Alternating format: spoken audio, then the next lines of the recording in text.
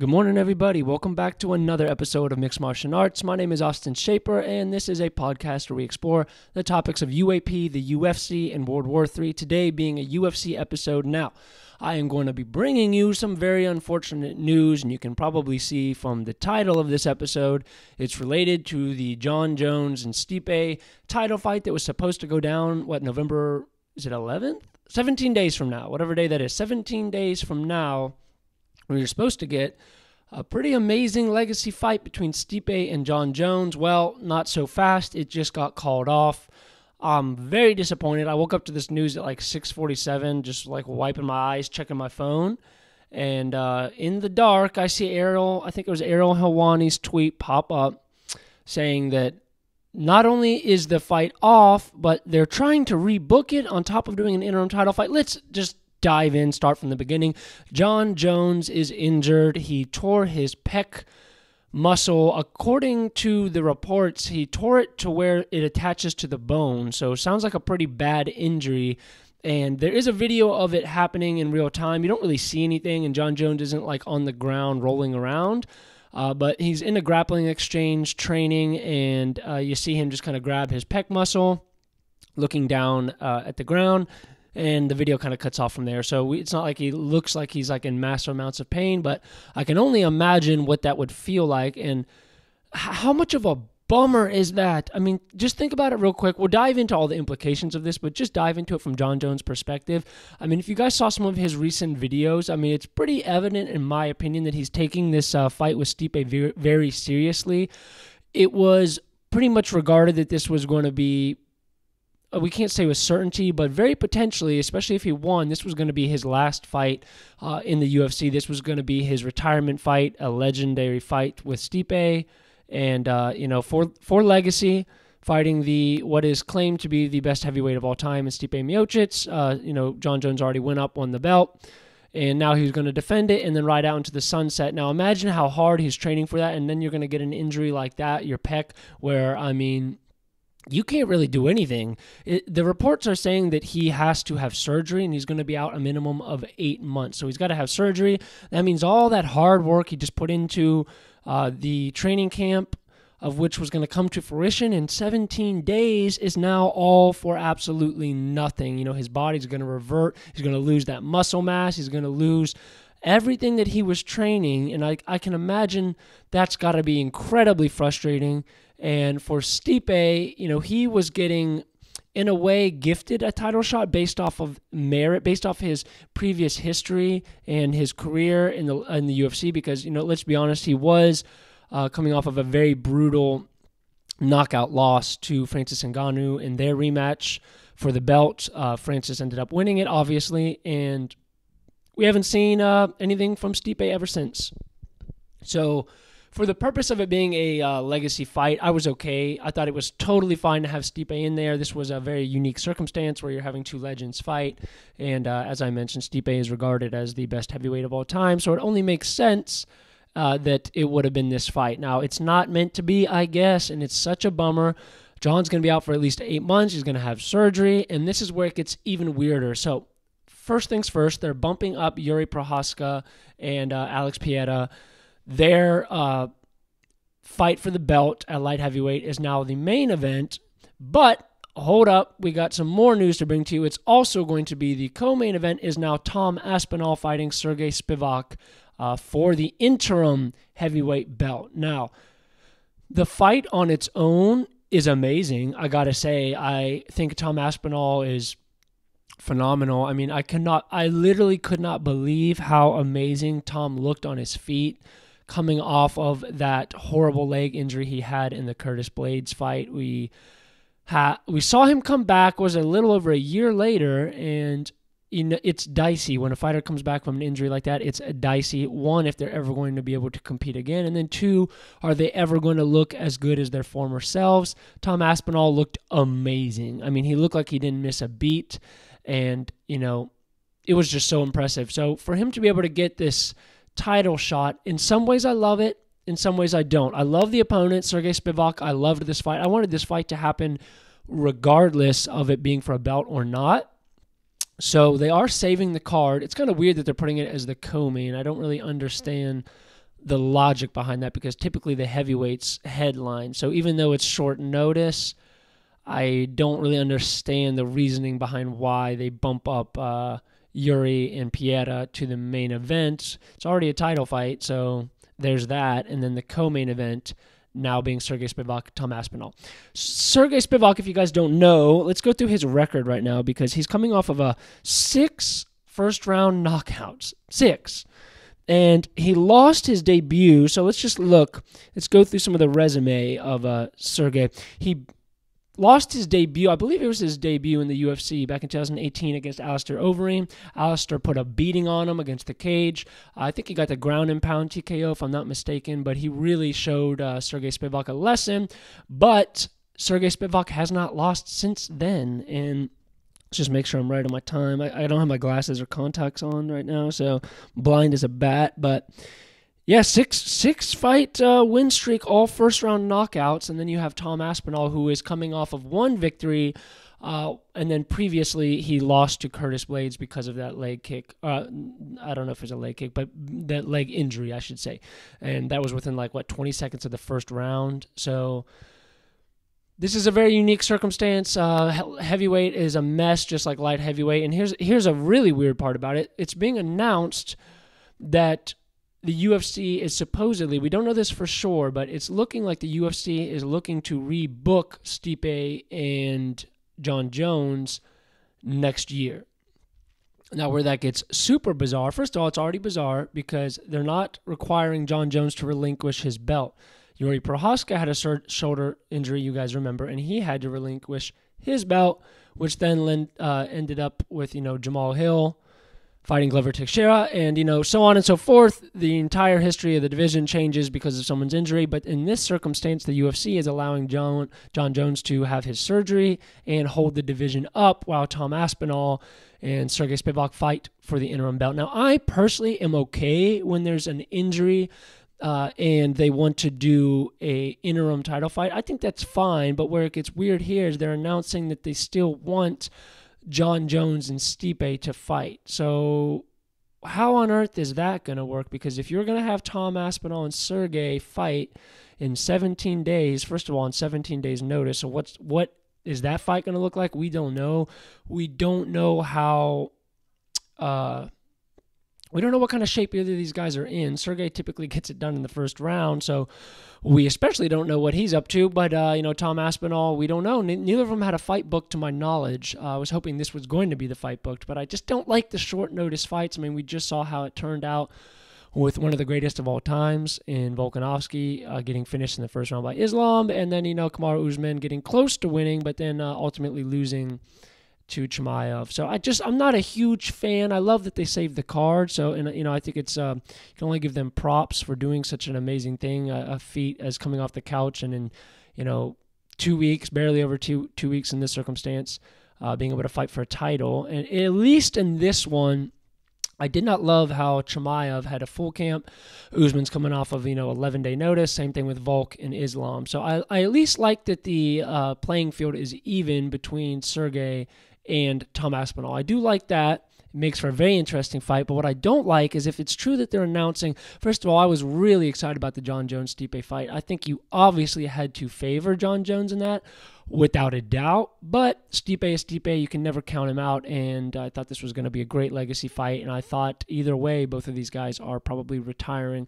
Although I guess if Jon would have lost, it's very likely they would have had to do a rematch. But let's say Jon Jones wins, I could definitely see Stipe and Jon both retiring, because what is Stipe going to climb back up the rankings? I mean, coming off of, it would be 2 losses, at his age.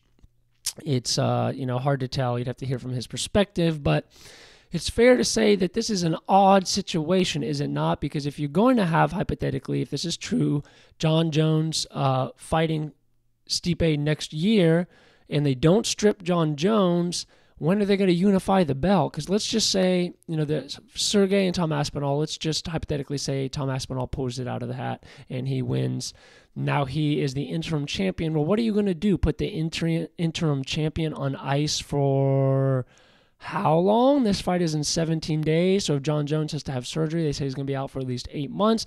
And then on top of that, he has to go through a fight camp if he's going to fight Stipe. So that means Stipe is going to be on ice that entire time as well. So you're looking at a year, close to at least the back half of 2024.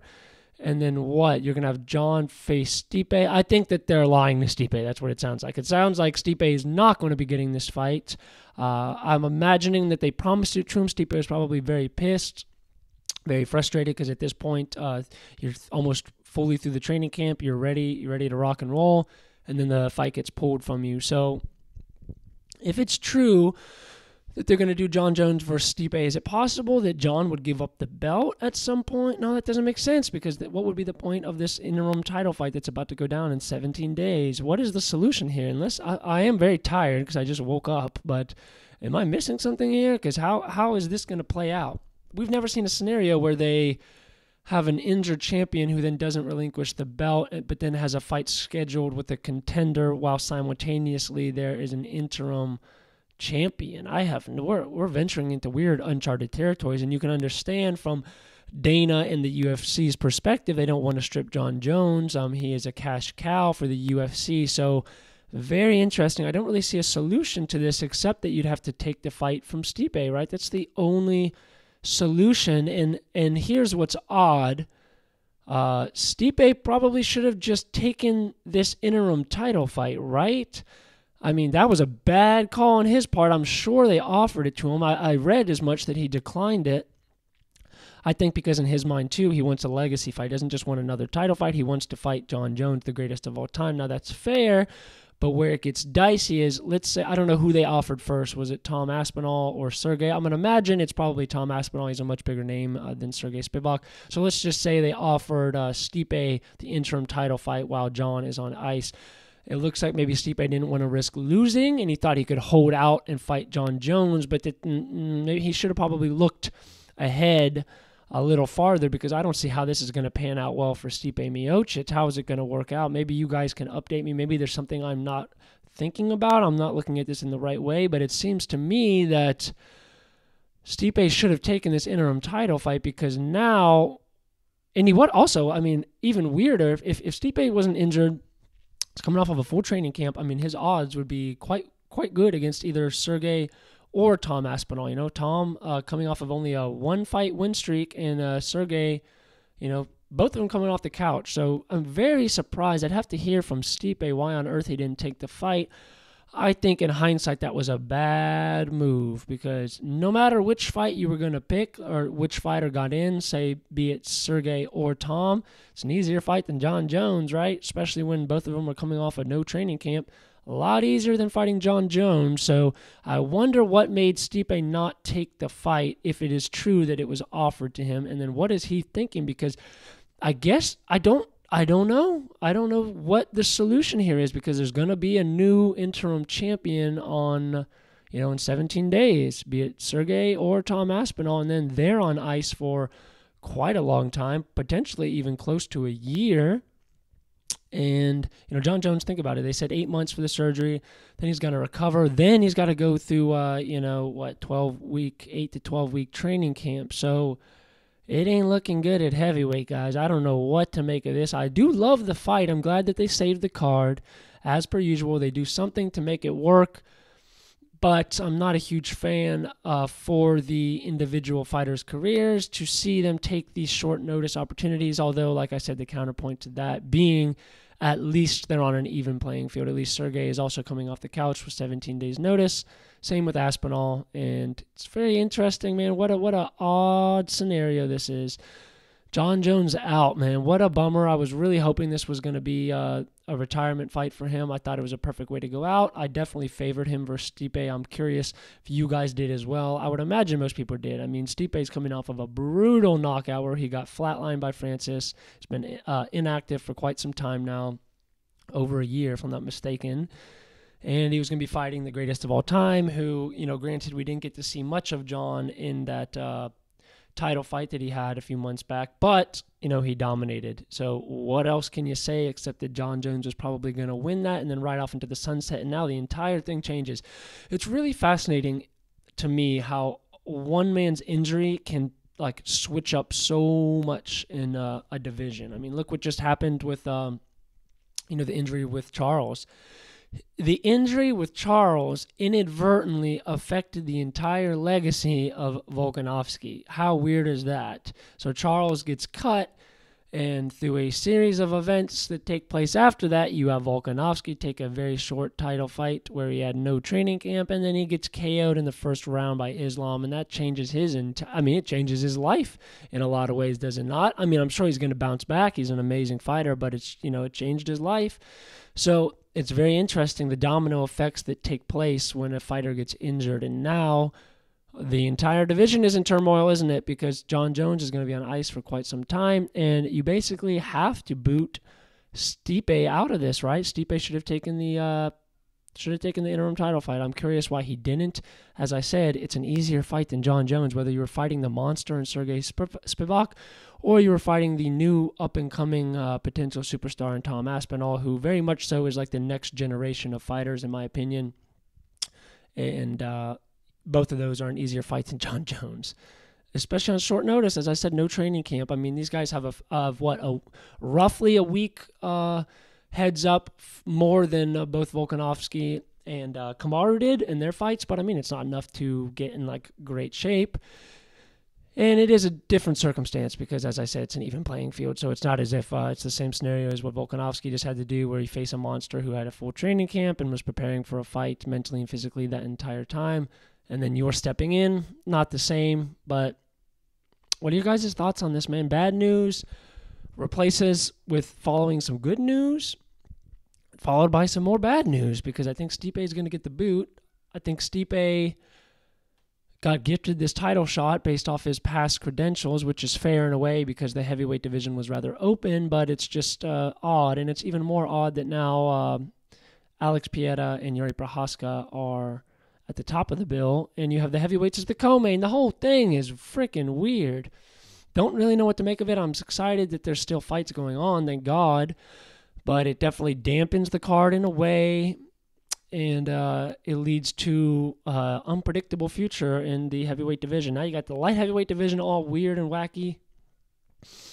You got the heavyweight division all weird and wacky as well, and light heavyweight and heavyweight, they're both a mess. The whole thing is a mess, and I don't really know what to say about it other than I think Stipe is going to get the boot. I don't know who promised him a title shot. We're seeing that they're talking about rebooking it. This doesn't make any sense to me. If you guys have a different take on it, let me know, because I'd love to hear it. It ain't making much sense to me, and I'm not a huge fan of all these late notice fights, but it would be an absolute bummer if Jon Jones and Stipe got taken off the card, and there was no big replacement fight, because the card is relatively weak. You do have Mackenzie Dern and Jessica Andrade fighting. That's a good fight. That's a really good fight. But other than that, I was looking at the card today, at least the main card's pretty weak. It was like very top heavy, just the main and co-main, and then like I said, that featured fight with Mackenzie Dern and Jessica. But other than that, it's a pretty weak card. So had we lost Jon and Stipe and not gotten this Tom Aspinall fight with Sergey,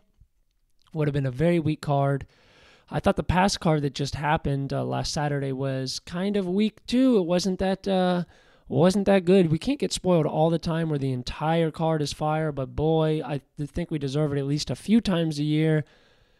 And injuries just play such a huge role in this sport. It's absolutely fascinating how one man's injury can give another man an opportunity, and it can also wreck someone's career, such as poor Volkanovski, who's now coming off of a KO loss and now has to take that mentally back down to his division and fight Ilia Topuria.